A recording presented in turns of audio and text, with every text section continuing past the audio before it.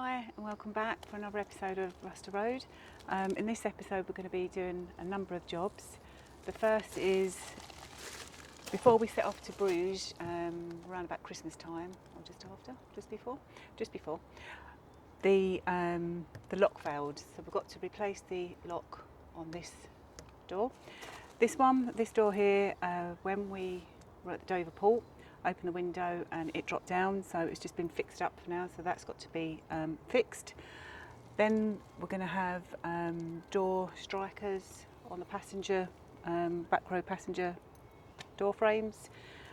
Then what else have we got? We've got the seals on the passenger doors at the back, and then it's a matter of going around replacing any door cards that need replacing, any maintenance, any of the other locks, taking off rust. Hi, we're Nick and Joe, and we're on a journey to retirement and a life of full-time travel. Overlanding is our passion, and we've driven and owned a succession of Land Rovers over the last 40 years. For the last 20 years, our Project Land Rover has been our mercurial 1989 110 station wagon. It's been a family car, occasional overlander and demanding companion. Come along with us and our perfectly imperfect Land Rover as we get ready to hit the road for full-time travel.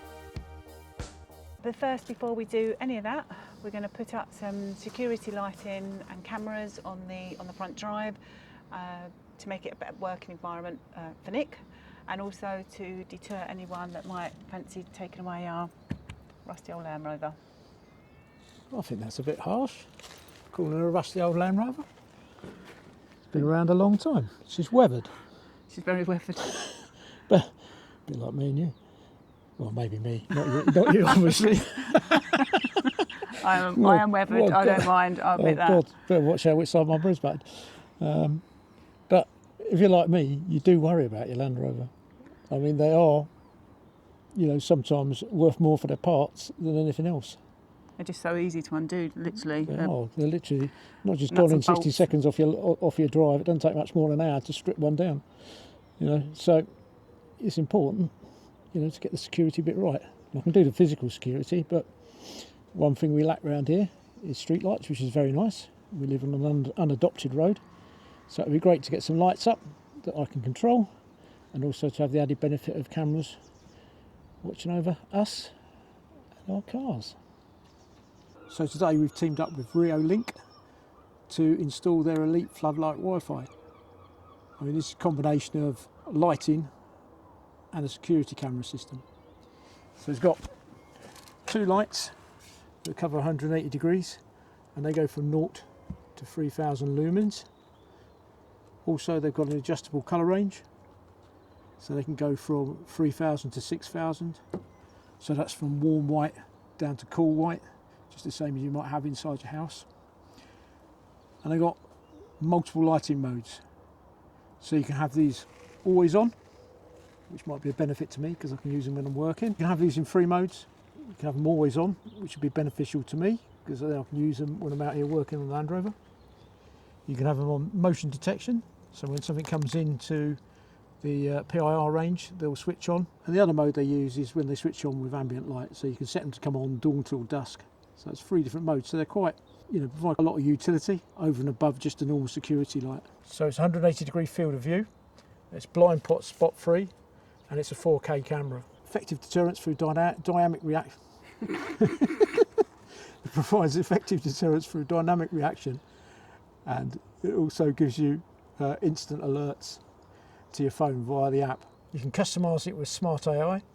You can provide a virtual fence around the area you want to cover, and you can set it to have an intrusion alert so that the camera will react when anybody comes into that zone, or you can also set it to have a linger alert where if anybody comes into that area and then lingers around, that will also trigger it. So perhaps if you've got your postman coming in, they're not going to trigger it, but if they decided to hang around and take a look at your beloved Land Rover, then the camera would record that.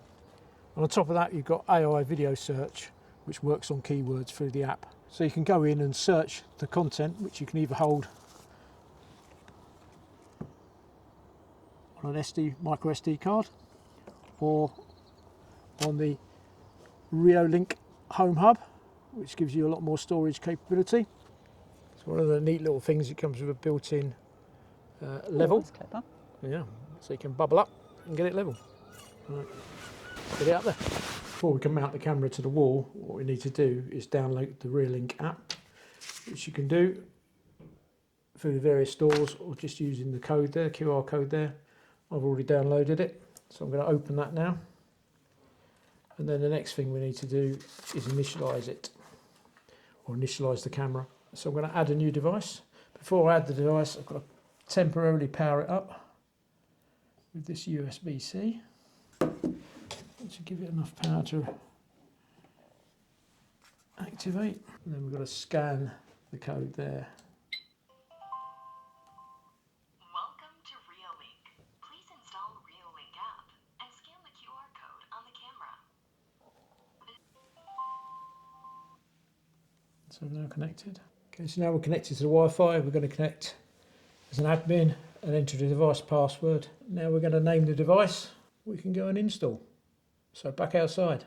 So the Elite Floodlight Wi-Fi does need a permanent power source, but Reassembling supplied me with an extension cord. Now this one can plug straight into a 13 amp socket, but I've already got an IP55 box up on the wall, so I'm going to wire it straight into the mains up there.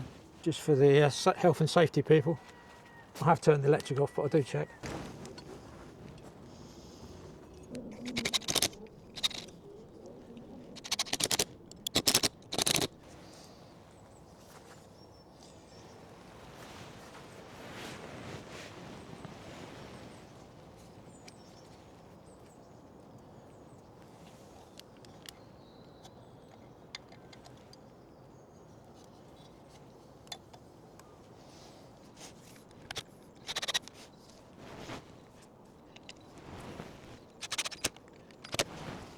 While Nick's up there fixing the Reassembling to the wall, I'm down here getting a very stiff neck. Fully fitted now, the electric's back on. Let's give it a try. So there you go. Oh gosh, I didn't even see us. Saw the two cars. So that's the whole front of the house, isn't it? Oh, very good, yeah. Wow. Yeah, really good. Impressed with that. That is... There you go. Oh.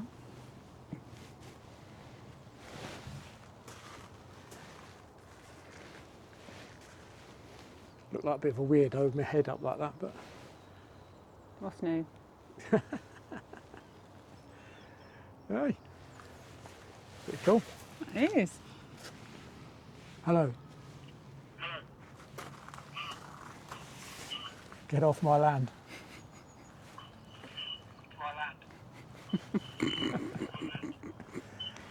Very scientific this experiment. I think we get a bit of feedback there. I think. Light and camera. All installed. I think we'll come back to you later on with a few better demonstrations once we've mastered the app. But all looking good so far.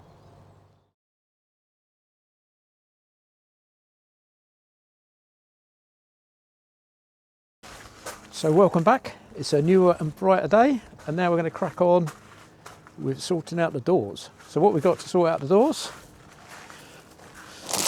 we've got a new door lock assembly for the second row passenger door.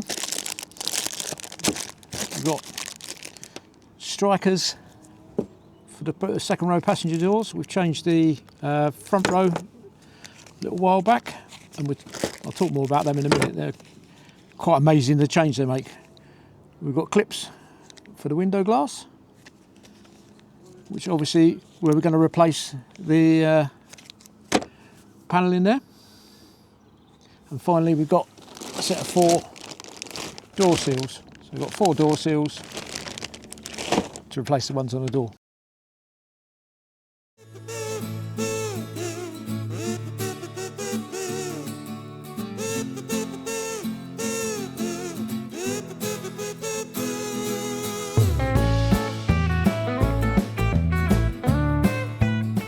So, after a little distraction, fixing the lock on another car, finally we can get onto the locks on the Land Rover. Then we're going to look at the rear door first, the rear second row passenger door. mainly because it's the easiest one to get out because it's already got the door card off. Why has it got the door card off? Because 2 years ago, when we were in the Italian Alps, the day after my son's wedding, we couldn't lock the door. Well, we couldn't shut the door. No matter how much we played around with the lock, how it was mounted, how the striker was mounted, no amount of fiddling we get it right, and we ended up putting a cargo strap across it to hold it shut for the journey home. And then it probably stayed on there for about 3 months after that.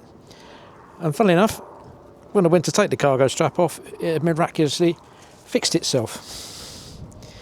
But then again, when we went to Bruges just before Christmas, we had the same problem again, though we did manage to fix it that time. And the real problem is that the lock mechanism is just shot. It's just too much movement in there, and it's not locking properly. I suspect the striker is knackered as well.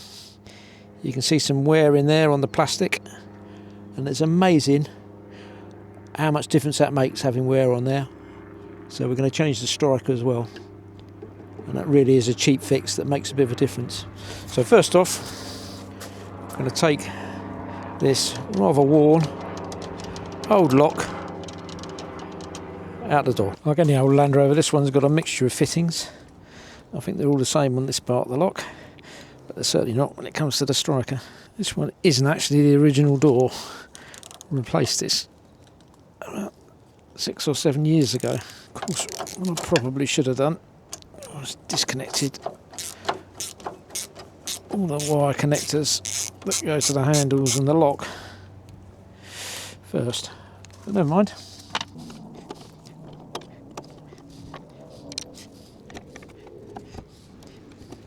A little plastic clip in here, push up. Oh, one more in there.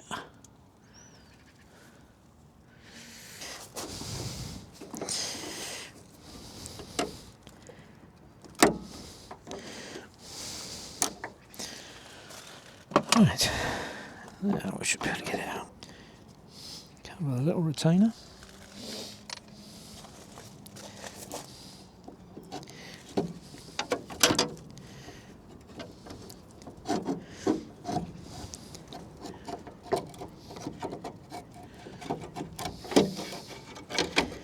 There we go. So that's the rather lackluster mechanism. So for reference, you can see that that is spring loaded, so it's coming back. So evidently it's the spring that's gone.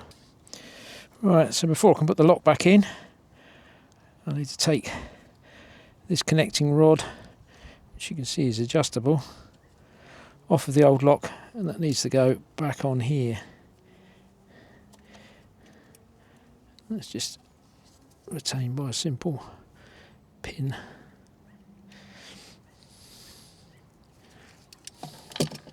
Now that is adjustable, but I'm going to take it that the adjustment is correct on it. Fold that back. I'm going to give that a quick dose of white grease to give it a bit of lube. Now let's get that back in.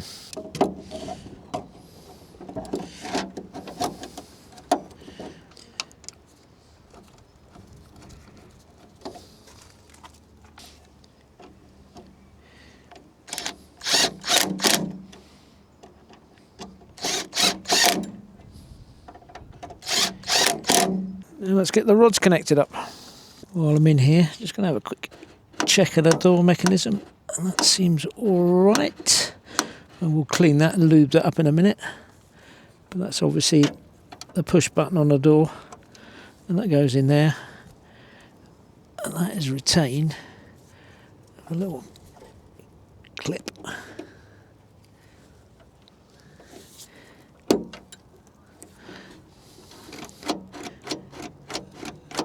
So that's the push button. That will release the lock. It goes into the little plastic retainer, and then we flip that around to lock it up.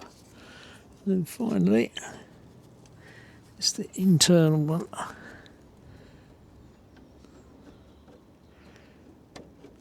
Move that retainer out first.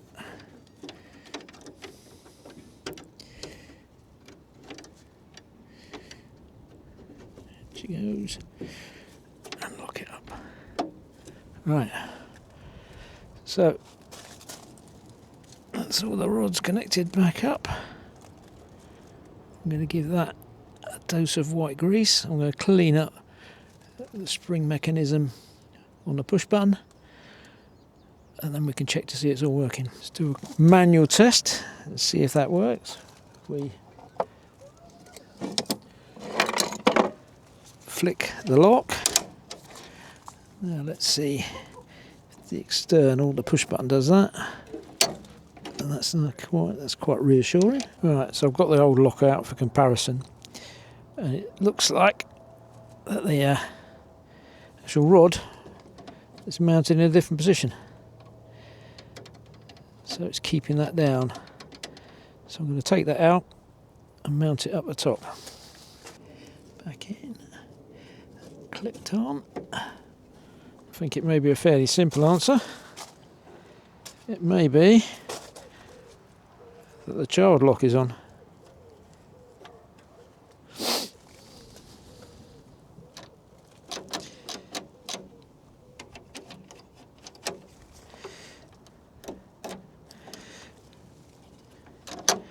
Hurrah! So you should push down the button when you're pushing down the latch. And you hear that lock into place. And then obviously when we close it shut, let's go like that. And then that looks like that.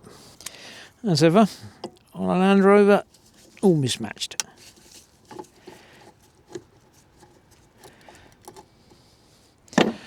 Now, this one I've played around with so much, with shims and washers and all sorts, because it's been a pain in my bum for so long.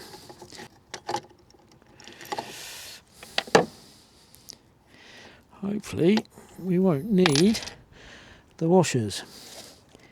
You can probably also see that I've had to mess around,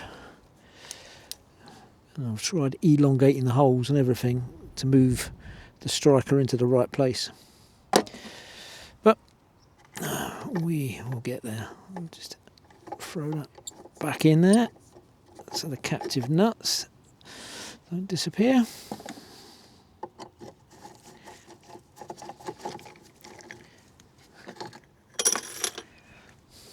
We've got the spacers that go behind it, the spacer block, and like I said, I'll put some extra washers in there. We'll put that all back. So what we do now is get the new striker plate. So we'll just do a bit of comparison on the striker plates. It might be a bit difficult to see on this camera, but you can see the wear on the old one compared to the new one. It's not even uniform anymore. It's kind of swollen up at the forward edge and grazed, whereas that one is a lot more uniform. So hopefully that should solve some of the problems. But we'll get that put back in now. And the lower one, and then we can take the top one back out. Swing that all around.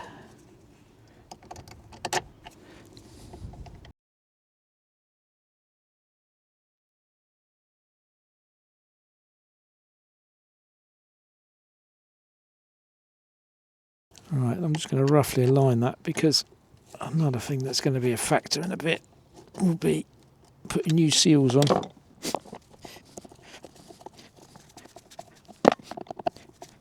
Right, let's see if that latches. Okay, so it's catching on the first setting, but I can't get onto the second setting. So I need to bring that striker forward a bit, I think. So hopefully if we bring it far enough forward, we should get that to settle on the second,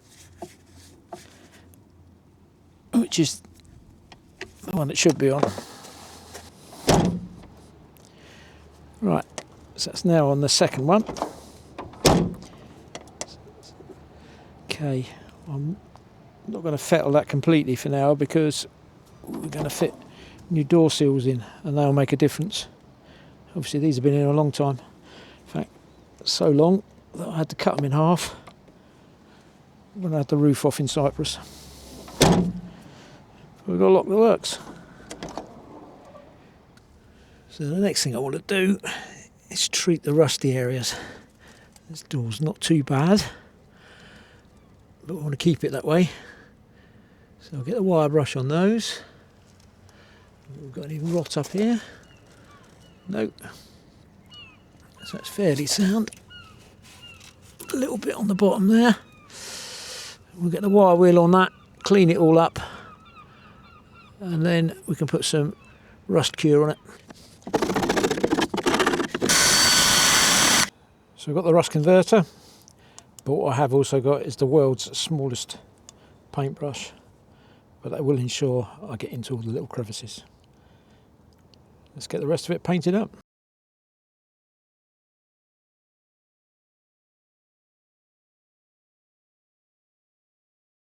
Oh, this is the version.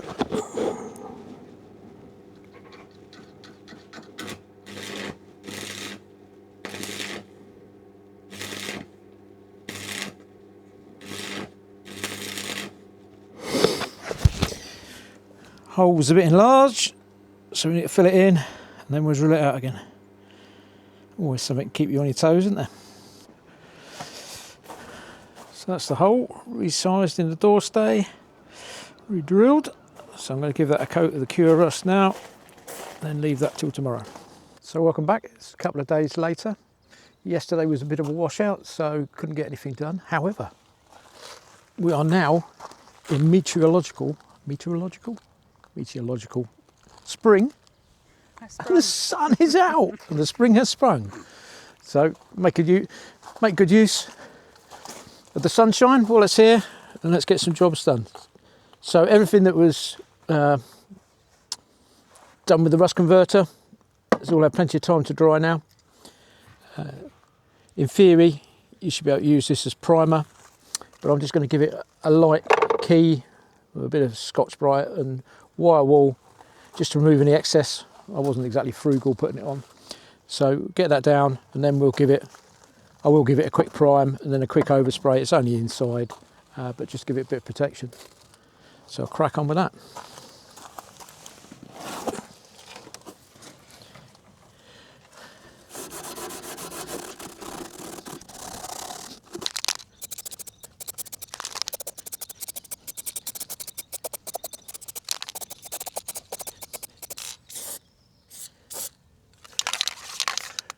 Right, leave that to dry and put on a little top coat. This isn't going to be the finest paint match, but we're a better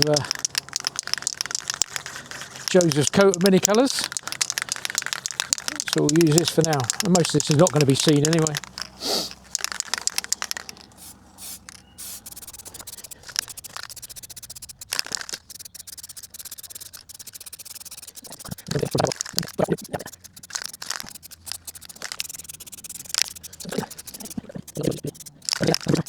Right, leave that to dry and then touch it up if it needs to, and then get a door card on.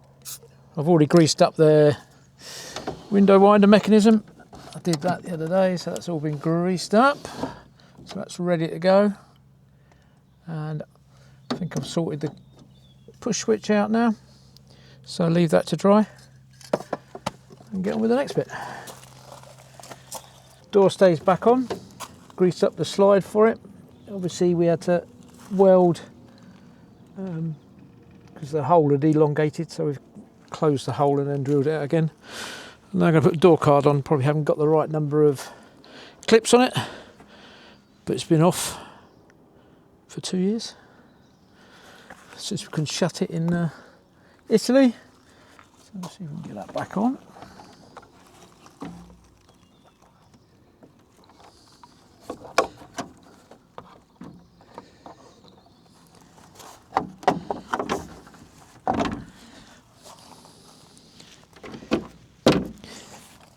Most reassuring the fit, but the handle and stuff like that should hold it on anyway. grey hairs, Nick. Come here. Am I? Yeah, it's okay. What, you personally have given me a few grey hairs? A few grey hairs? Surprised I've still got a full head of hair being married to you. It's something that... I'm surprised I'm still married. You don't have to be. You don't want to be. You can always change that. Promise. I do promise it quite regularly, I think, but never seems to materialise. But there you go, we all live in hope. So this is all going to need a good clean up. This has been at the back of the garage for some time. I can't believe that's been off 2 years. Eh? I can't believe that the door card's been off 2 years. Yeah, it's Harry's wedding. Yeah. Didn't solve the problem taking the door card off, but gave us something else to throw in the back to carry back. Right, where's my bag of bits? Everybody's got a bag of spare door bits, I'm sure. Unfortunately, didn't have a spare lock for this.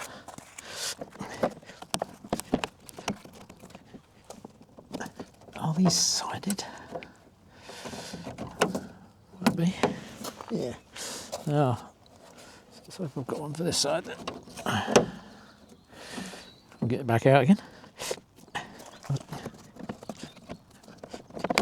Look before you install.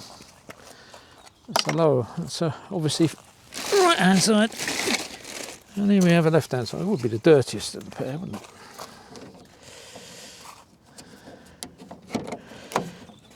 Look at that.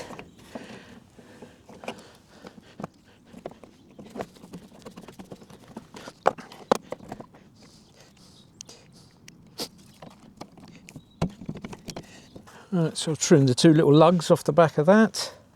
So hopefully that should let us get in there now.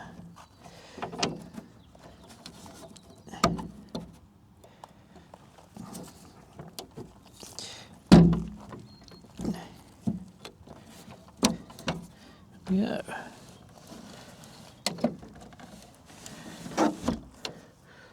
Right, last little bit.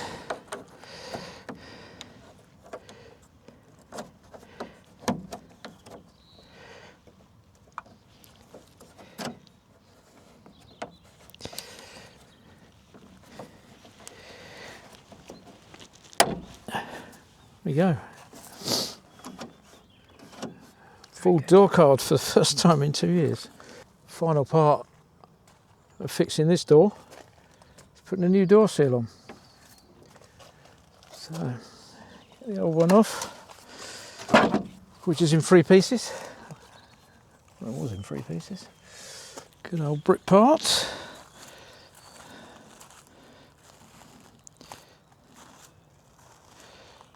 Pretty short. The listing told me which was which. Those door seals for the 4 doors. Yep. So I'm looking for rear left hand door 77683.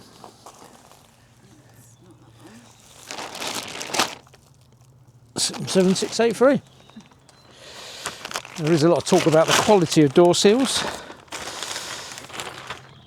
And these are the brick part ones. There you go.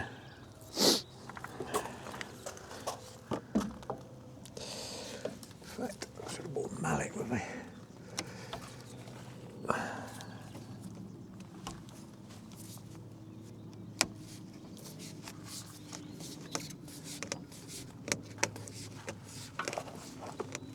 the job I could have done.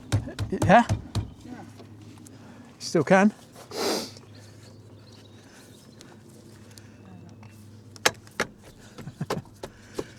Need to do is get my mallet out of the garage. It's key to get these right up in the corner. Because these with the new striker will make hopefully a big difference to the way the door closes. But I'm still going to have to do some fettling.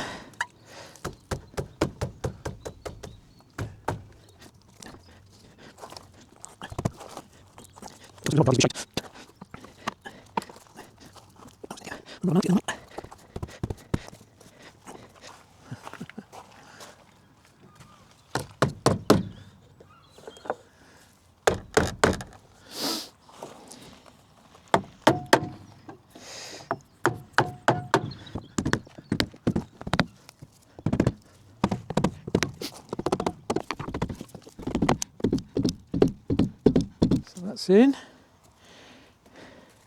That's good. I need to probably adjust the striker plates, I should think. So we've got the second row passenger door is all done. Locks on the second click, everything works as it should.